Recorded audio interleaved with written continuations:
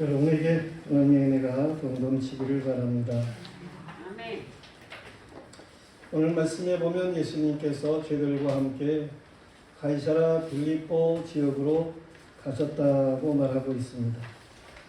이 가이사라 빌립보라고 하는 것은 저 가나안 땅 거기 북편 갈릴리 호수 북편 쪽으로 홀몬이라는 산이 있는데 그 산에서부터 흘러내리는 시내가 있는 지역, 아주 경치가 좋은 그러한 장소입니다.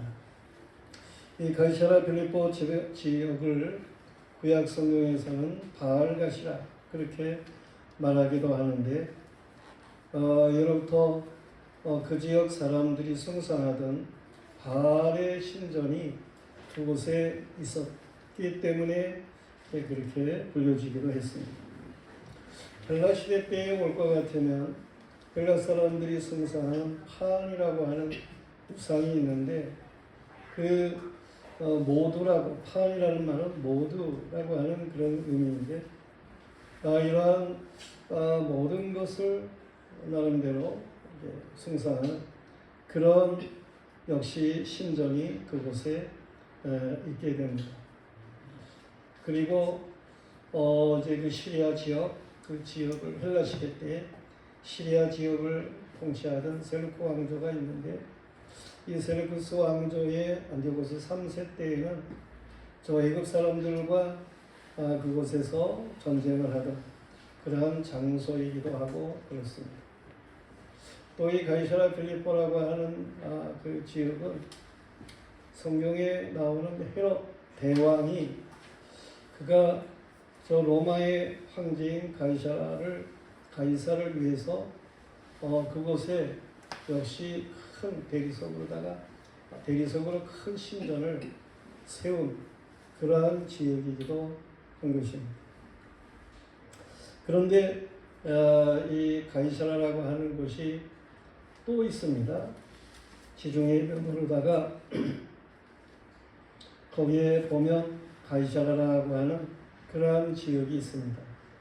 그곳에는 로마의 총독부도 있고 그런 곳인데 이렇게 거의 멀지 않은 곳에 가이사라라고 하는 곳이 두 곳이 있게 되니까 헤롯 대왕 다음에 빌립이라고 하는 왕이 있었는데 그 빌립이라고 하는 왕은 좀 지중해변의 가이사라와 구별되는 그러한 지역으로 이 홀몬산 아래에 있는 지역을 부르기 위해서 가이사라 빌립보, 다시 말해서 빌립에게 속한 가이사라 그러한 의미로 그 지역을 부르게 되었다라고 하는 것입니다. 이처럼 우상 숭배가 강하고 또 황제 숭배가 강한 그러한 지역에 예수님께서는 저희들과 함께 가셔서 그곳에서 예수님이 저희들에게 물으시는 거예요. 사람들이 인자를 누구라고 하느냐 그렇게 묻게 됩니다. 그랬을 때에 저희들이 사람들이 말하는 것을 예수님에게 이야기하게 되죠. 헤롯도 물론 예수님을 세례 요한인가 그렇게 생각을 했습니다마는 당시에 많은 사람들이 역시 예수님을 세례 요한이 다시금 살아났나 이렇게 생각을 하기도 했습니다. 그런가 하면 예수님께서 능력을 행하신 그러한 일들이 있으시게 되고 그러니까 이분이 그 말라기 선자가 말한 그 오리라고 한 엘리야인가 이렇게 사람들이 생각하기도 하고 그랬습니다. 또한 예수님께서는 그 시대의 죄악이라든가 이 마지막 시대에 대한 말씀을 하시고 그러므로 구약의 예레미야 선지자와 비슷하다 해서 예레미야 선지자가 아닙니다. 혹은 어떤 선지자 중에 하나다 이렇게 사람들이 생각을 했는데 예수님의 제자들은 예수님에게 그처럼 사람들의 생각을 말하게 되었죠. 그랬을 때 예수님께서 저희들에게 말씀을 하십니다. 너희는 나를 누구라고 하느냐? 그렇게 물으신 것입니다. 성도들이요, 예수 그리스도의 제자인 저와 여러분은 예수님을 어떤 분으로 고백을 하는 것입니까? 많은 사람들이 예수님을 따릅니다. 자신이 예수의 제자라고 말을 하게 됩니다. 그러나 예수를 따르는 사람 중에 예수에 대한 고백이 다른 사람들이 많습니다. 물론 큰 믿음과 작은 믿음의 차이도 있겠지만서도 너무나 견해가 다른 그러한 말을 하는 사람들이 있습니다. 그들은 우리는 이단이라 그렇게 말을 하게 되는 것이죠. 우리가 예수 그리스도의 진정한 제자라고 할 것 같으면 우리는 적어도 일반으로 받은 구원, 유다서 3절에 나오는 말씀입니다. 일반으로 받은 구원에 대한 신앙 고백이 일반적으로 있어야 된다. 그런 얘기입니다. 신앙이라고 하는 것은 객관성이 있어야 하는 것입니다. 서로 같은 것이 있어야 되는 거예요. 기독교인이라고 할 것 같으면 객관적인 서로 같은 신앙을 고백하는 그것이 있어야 하는 거예요. 물론 신앙 안에는, 기독교 신앙 안에는 주관적인 것도 있습니다. 그 주관적이라고 하는 것은 성령의 은사를 따라서 각자가 다른 사람에게 없는 은사가 있을 수 있어요. 그것은 주관적이다. 그렇게 말을 하게 되는 것입니다. 그런데 이 객관적인 것, 일반적으로 받은 구원, 이것이 터무니없이 다르게 되면 그것은 이단이 되는 거예요. 우리는 무엇을 믿고 어떻게 행동을 하는 것입니까? 너희는 나를 누구라고 하느냐? 주님이 말씀을 우리에게 물으십니다. 우리가 어떻게 고백을 해야 됩니까? 오늘 말씀의 첫째로 베드로의 고백을 우리는 볼 수 있습니다. 베드로가 뭐라고 고백을 합니까? 당신은 그 그리스도이십니다. 살아계신 하나님의 아들이십니다. 라고 고백을 하게 됩니다. 그리스도라고 하는 말, 이것은 지금 그리스 나라의 말이에요. 이스라엘 말로는 메시아라 그렇게 말하게 되는 것입니다. 우리 말로는 기름 부음을 받은 자라고 하는 뜻입니다. 구약의 말씀에서 보면 이 보내질 메시아에 대해서 계속해서 말씀을 하고 있습니다. 메시아, 그가 오시면 그분은 어떤 분으로 행동을 하시나 하는 것에 대해서 구약 성경에서 계속해서 말씀을 하고 있습니다. 우리가 특별히 구약 이사야서 61장 말씀을 찾아보겠습니다. 그 구약 61장 말씀의 1절부터 3절까지의 말씀에 보면 주 여호와의 영이 내게 내리셨으니, 찾으셨으면 다 같이 읽겠습니다. 3절까지. 주 여호와의 영이 내게 내리셨으니 이는 여호와께서 내게 기름을 부으사 가난한 자에게 아름다운 소식을 전하게 하려 하십니다. 나를 보내사 마음이 상한 자를 고치며 포로된 자에게 자유를, 갇힌 자에게 노임을 선포하며 여호와의 은혜의 해와 우리 하나님의 보복의 날을 선포하여 모든 슬픈 자를 위로하되 무릇 시온에서 슬퍼하는 자에게 화환을 주어 그 죄를 대신하며 기쁨의 기름으로 그 슬픔을 대신하며 찬송의 옷으로 그 근심을 대신하시고 그들이 의의 나무 곧 여호와께서 심으신 그 영광을 나타낼 자라 일컬음을 받게 하려 하시리라. 그랬습니다. 이처럼 기름 부음 받은 자에 대해서 말씀하고 있습니다. 그런데 예수께서 공생애를 시작하실 때에, 그때에 물론 다른 곳도 가셨지만 예수님 자신이 전환하신 곳 나사렛 마을에 가셨습니다. 안식이 되어서 회당에 들어가셨습니다.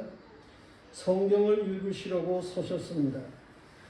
성경을 맡은 자가 예수님에게 성경을 갖다 주는데 이사야서 글을 갖다가 드렸습니다.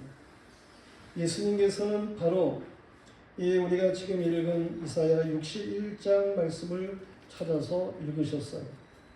그리고 책을 덮으시고 그 맡은 자에게 주시고 회당에 있는 사람들 그들이 다 주목하고 있을 때에 예수님께서 말씀하시기를 누가복음 4장 21절 말씀에 보면 이 글이 오늘 읽은 이 말씀이 오늘 너희 귀에 응하였느니라 그렇게 말씀을 하셨습니다.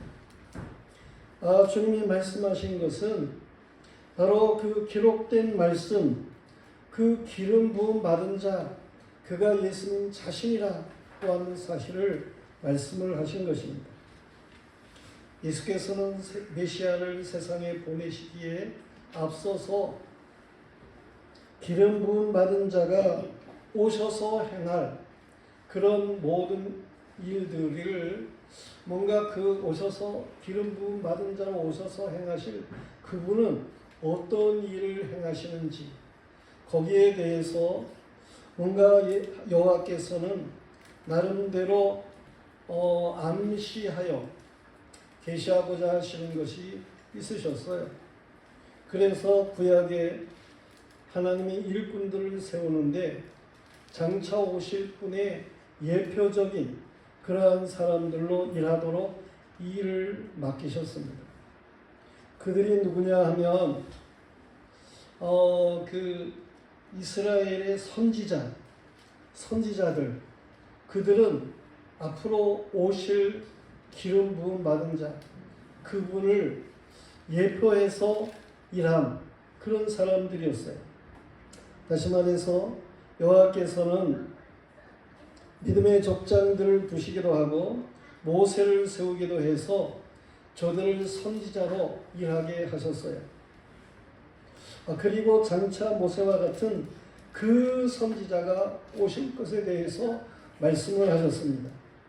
그것은 신명기 18장 15절에 잘 말씀하고 있는 말씀이에요. 바로 모세의 시대에 여호와께서 말씀하셨던 그 선지자로 오신 분이 바로 예수 그리스도이신 것입니다. 사람들은 세례 요한에게 네가 그 선지자냐? 그렇게 물어보았어요. 그랬을 때 세례 요한이 대답하기를 나는 그 선지자가 아닙니다. 그렇게 분명하게 대답을 합니다.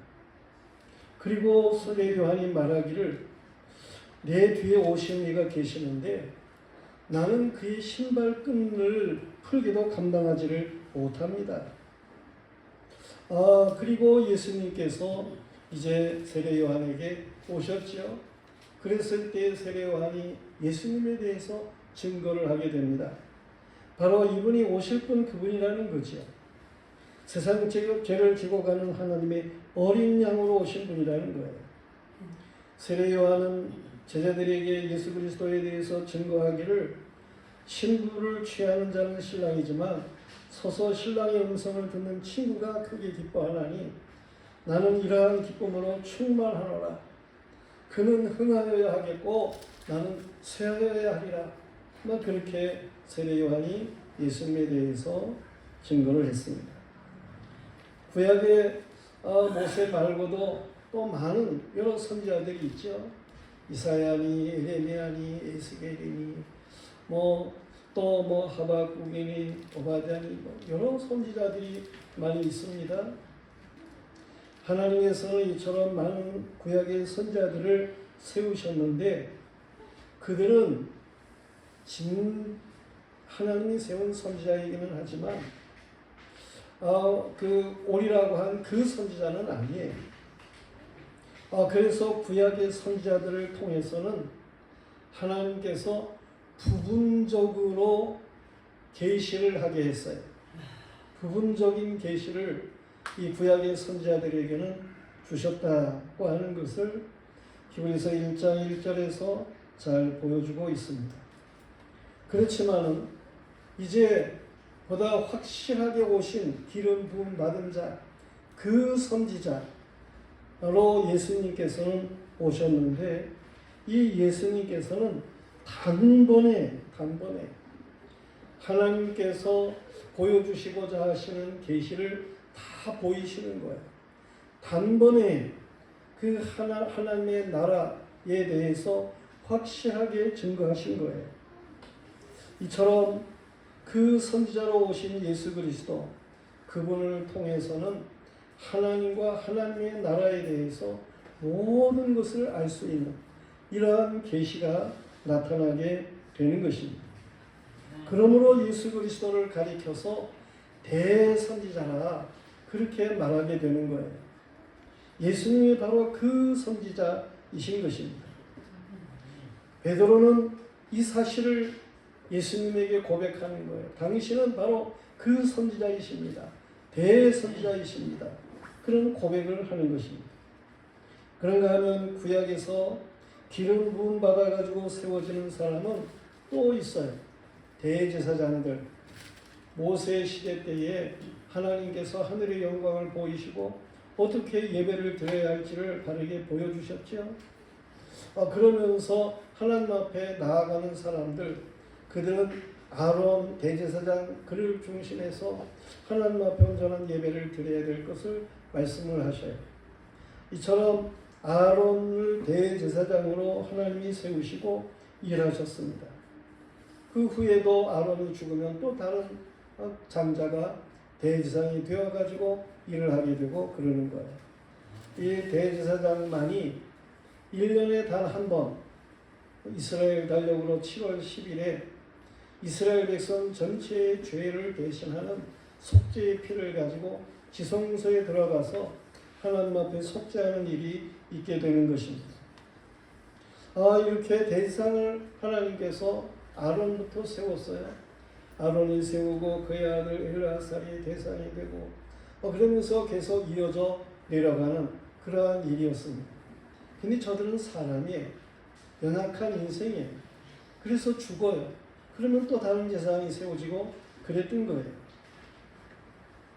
이처럼 구약에서는 많은 선지자, 대제사장이 있었는데 하나님께서는 확실한 대제사장, 이 여호와께서 세운 그 외에 다른 대상이 없는 대제사장, 그분에 대해서 말씀을 하셨습니다. 이 영원한 대상이 바로 살렘의 왕인 멜기세덱이었던 거예요. 아브라함에게 아브라함 시대에 나타났던 살렘 왕 멜기세덱이 있습니다. 살렘 왕, 살렘이라는 말은 평강이라는 말이에요. 그래서 평강의 왕이라고 하는 뜻이에요. 그는 이름이 멜기세덱입니다. 멜 하는 말은 왕이라는 말이고 세덱 하는 말은 의라는 말이에요. 그래서 멜기세덱이라고 하는 것은 의의 왕이라 그런 뜻입니다. 이 살렘의 왕이고 의의 왕이시니 그는 아비도 없고 어미도 없고 족보도 없고 시작한 날도 없고 생명의 끝도 없어 하나님의 아들과 닮아서 항상 제사장으로 있는 분이라고 히브리서 7장 1절 이하에 말씀하고 있습니다. 하나님께서는 아브라함 시대에 이처럼 살렘 왕 멜기세덱을 현현하게 해서 장차 그 완전한 대상으로 오시기에 대해서 미리 보여주신 그러한 일이었어요. 그런데 예수 그리스도께서 오셔가지고 바로 그 멜기세덱 살렘의 왕 그분으로서 대상 역할을 하시는데 영원한 자기의 속죄의 피, 그 속죄 십자가의 보혈, 영원한 속죄의 피로 단번에 이 하나님께서 택한 백성들의 죄악을 깨끗하게 하시는 이런 놀라운 역사를 이루시게 하는 것입니다.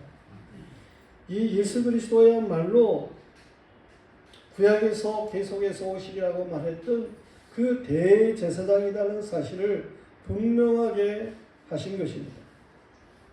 베드로는 그 사실을 예수님에게 고백하는 거예요. 당신은 메시아십니다. 그리스도이십니다. 이 말은 당신은 대제사장 그 자체이십니다. 라고 하는 고백을 하게 되는 겁니다. 그런가 하면 구약에서 기름 부음 받은 자는 또 다른 직임이 있습니다. 그것은 이스라엘의 왕들입니다. 여호와께서는 이스라엘 왕들을 세워요. 기름 붓게 하지요. 사울도 기름 부어 왕이 되고 다윗도 솔로몬도 그 외의 왕들도 다 기름 부어서 세워지게 됩니다. 우리는 이미 살렘의 왕 멜기세덱에 대해서 말하였는데 세상 사람들이 원하여 세워진 왕들은 이 세상 사람들이 원해서 세워진 왕들은 완전한 왕이 못 돼요. 저들은 뭔가 실수가 많아요. 하나님이 마음에 맞아서 세운 다윗이지만서도 이 다윗은 사람으로서 완전하지를 못했습니다. 그래서 그에게는 실수가 있어요. 큰 범죄를 저지르기로 했어요. 물론 회개했습니다. 다윗이. 왕들이 여호와의 말씀에 따라서 바르게 통치를 하게 될 때에 그때에는 하나님이 이스라엘 나라를 강성하게 했습니다. 그러나 왕들이 하나님의 뜻을 따르지 않고 잘못 나갈 때에는 그 나라가 다른 나라의 침략을 받아가지고 어려움을 가지게 했습니다. 하나님의 뜻이 무엇인지를 왕을 통해 가지고 알게 하시는 그러한 일이 있었다고 하는 거예요. 그런데 하나님께서는 완전한 왕을 세우십니다. 그가 바로 오리라고 한 메시아, 오리라고 한 그 그리스도이신 것입니다.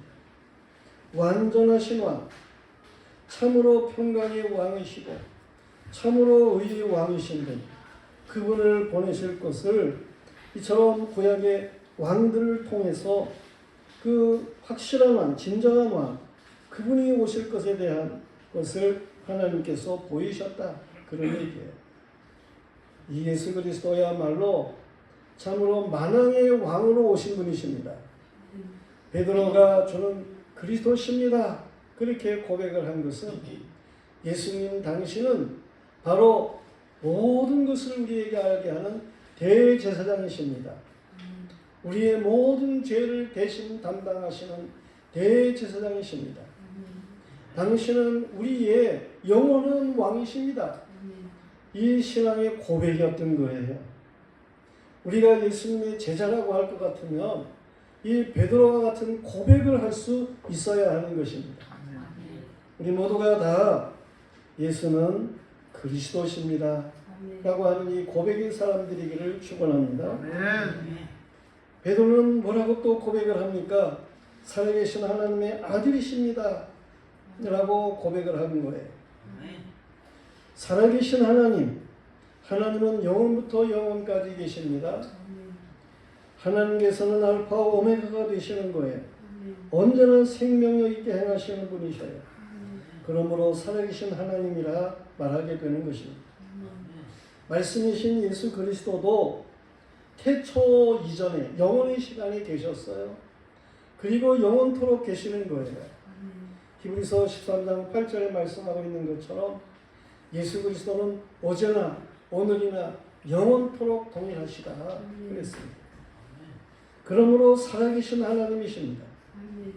예수 그리스도는 하나님의 아들이신 거예요. 예수 그리스도를 하나님의 아들이라 하는 이유가 무엇입니까? 아버지와 함께 계셨던 분이셨는데 하나님께로부터 우리에게로 오셨어요. 그래서 그를 아들 격의 하나님, 그래서 성자 하나님 그렇게 말하게 되는 거예요.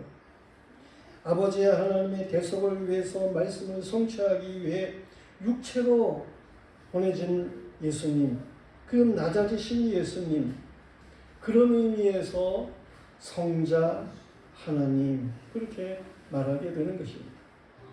사람들과 같이 예수께서 예수 그리스도를 새롭게 만들어 그래 보낸 게 아니에요. 영원부터 하나님과 함께 계시던 그분이 육신을 입으시고 아들의 격으로 우리에게 낮아지셔서 오신 거예요. 예수 그리스도는 하나님의 본체셔요. 우리를 죄에서 속죄함을 받게 하기 위해서 종의 형체의 모습으로 낮아지신 거예요. 이것은 빌립보서 2장 6절부터 7절에 잘 말씀하고 있는 말씀입니다. 그래서 예수님을 아들격으로 말하게 되는 거예요. 아버지께로부터 오셨다 해서 아들격으로 말하게 되는 거예요. 예수 그리스도는 속죄함을 받은 우리를 품으시고 우리를 위한 대제사장으로 아버지께 기도하신 분이십니다. 살아계신 하나님의 아들이라는 신앙 고백은 오직 예수 그리스도만이 아버지께로부터 우리에게로 오신 중보자가 되신다라고 하는 고백인 거예요. 성도들이요, 우리는 사도신경을 고백하잖아요. 이 사도신경이라고 하는 것이 사도들이 고백한 신앙이라는 거예요. 그런 말입니다. 이 사도신경은 삼위 하나님을 믿습니다라고 하는 고백이에요. 성부 하나님, 천지를 만드신 분으로 믿습니다. 성자 하나님, 그분은 동정녀 마리아를 통해 가지고 이 세상에 오시고 십자가를 지시고 우리의 죄를 대속하시고 그는 죽음에서 부활하시고 그는 승천하시고 하나님 보좌 우편에 앉아 계십니다. 그가 다시금 우리에게로 오실 것입니다 라고 하는 고백인 거예요. 우리는 성령 하나님을 믿습니다. 우리는 이 성령께서 우리에게 늘 교통하시고 교회를 교회답게 하시는 이로 역사하시는 것을 믿습니다. 이러한 삼위 성부 성자 성령 하나님에 대한 사도들이 고백한 신앙의 고백을 우리도 하게 되는 거예요. 이 신앙 고백을 왜 하는지 모르는 그런 사람들이 되어서는 안 되는 것입니다. 우리도 사도들과 같은 신앙 고백을 하는 거예요. 사도들이 가졌던 그 신앙의 근맥을 금과 같은 신앙을 말해요. 그 근맥을 우리가 이어가는 이런 신앙의 생활을 해야 하는 것입니다. 아멘. 어떤 사람들은 기독교가 천주교에서 나왔다 그렇게 말을 합니다. 그건 틀린 말이에요. 그건 엉터리예요. 천주교인들이 만들어내는 말이에요. 기독교라고 하는 게 뭡니까? 기독교라고 하는 것은 선지자와 사도들이 터 위에 세워진 교회인 거예요. 이 선지자들과 사도들을 통해서 신앙을 가져야 되는 거예요.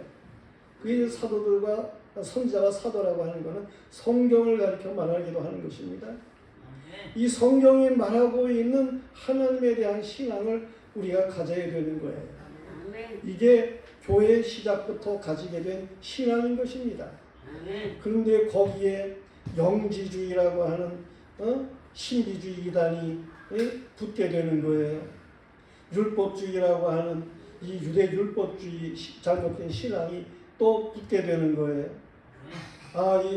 이 중세 시대에 와가지고 이 마리아 숭배 사상 이런 것들이 또 붙게 되는 거예요. 이 교황 무호설 주장하는 잘못된 것들 이런 것들이 붙게 되는 거예요. 그래가지고 기독교가 이 근맥을 이루어야 되는데 이 근맥이 이게 변질이 되는 거예요. 혼합이 되는 거예요. 다른 것하고.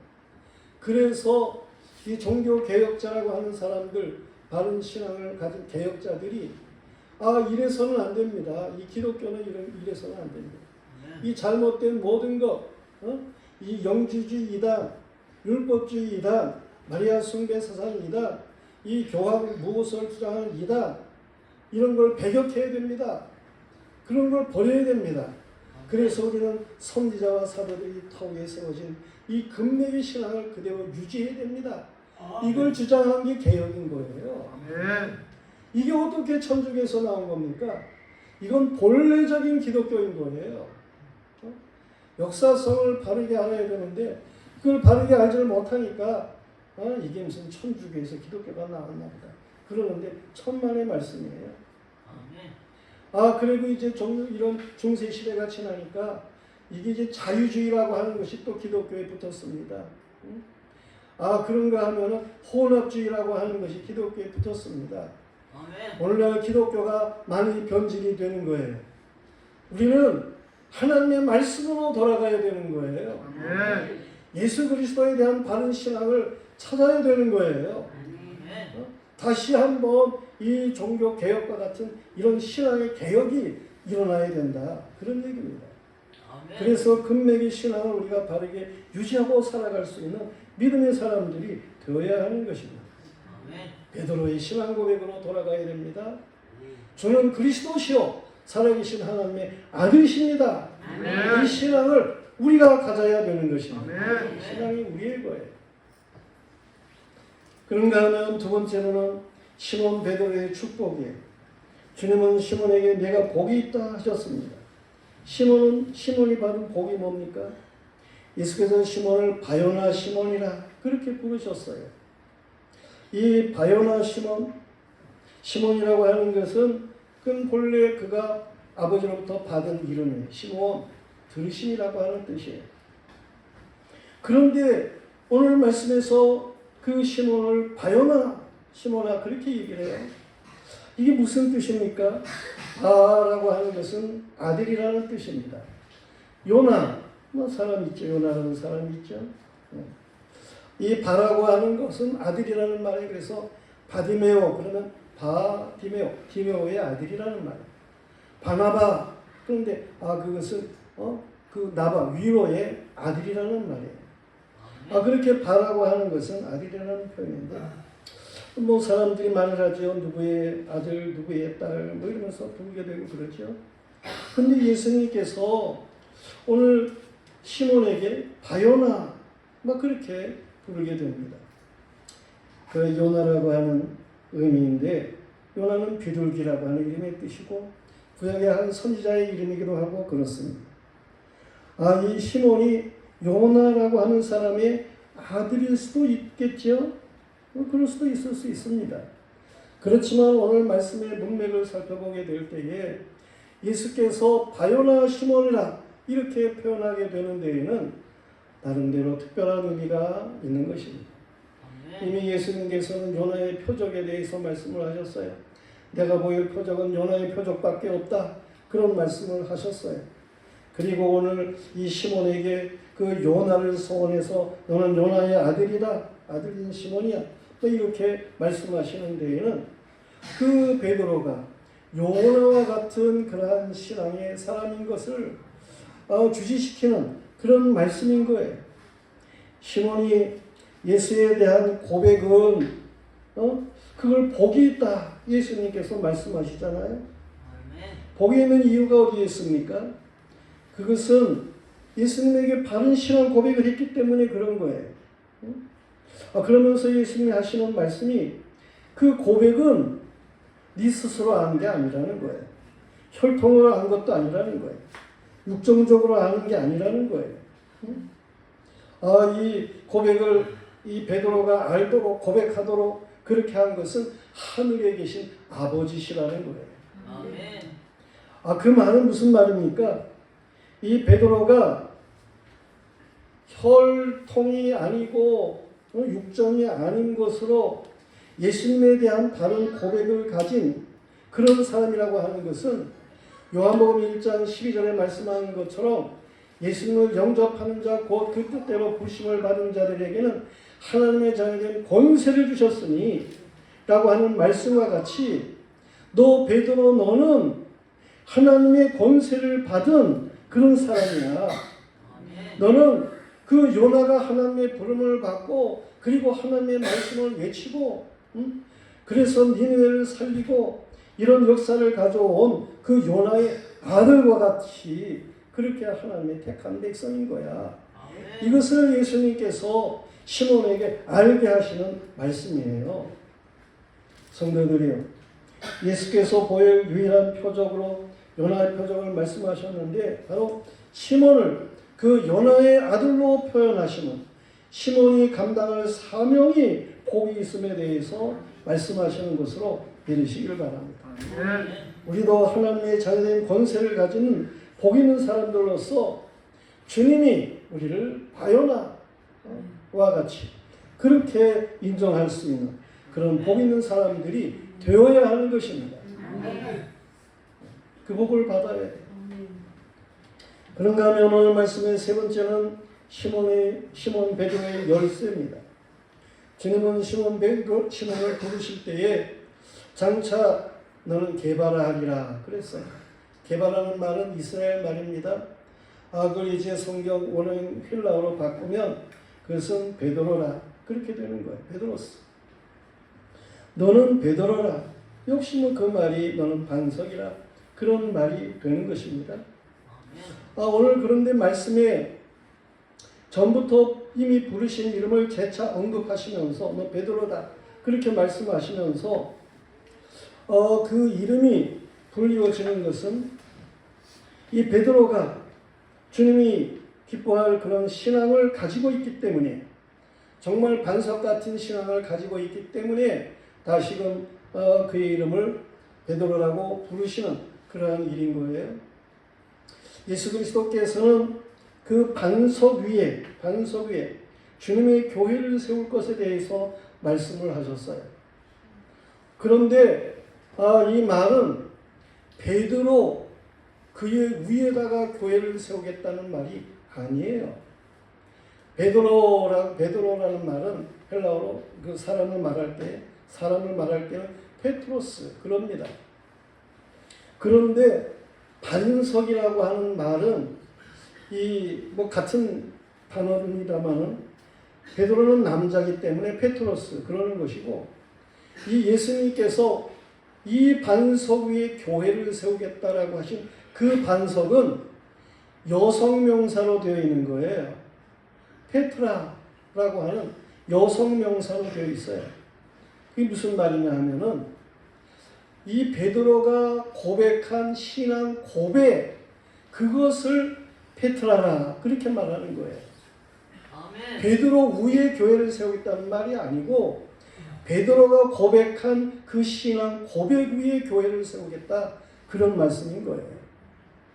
우리는 이러한 사실을 바르게 알아야 하는 것입니다. 로마 교황청에서는 이 베드로가 베드로 위에 교회를 세우겠다라고 주장을 합니다. 그래서 베드로를 초대 교황이라 그렇게 저들은 우기게 되는 것이고 베드로가 초대 교황이니까 그 다음에 교황 이 교황들 그 위에 교회가 세워져야 된다는 거예요. 그 교황의 말을 따라야 된다는 거예요. 그렇지는 않습니다. 우리는 베드로의 신앙 고백과 같은 그 신앙 고백을 가진 교회로 하나님 앞에 영광을 돌릴 수 있어야 되는 거예요. 이 베드로의 신앙 고백 그것이 중요해요. 그래서 베드로 사도는 베드로후서 1장 1절에서 말을 합니다.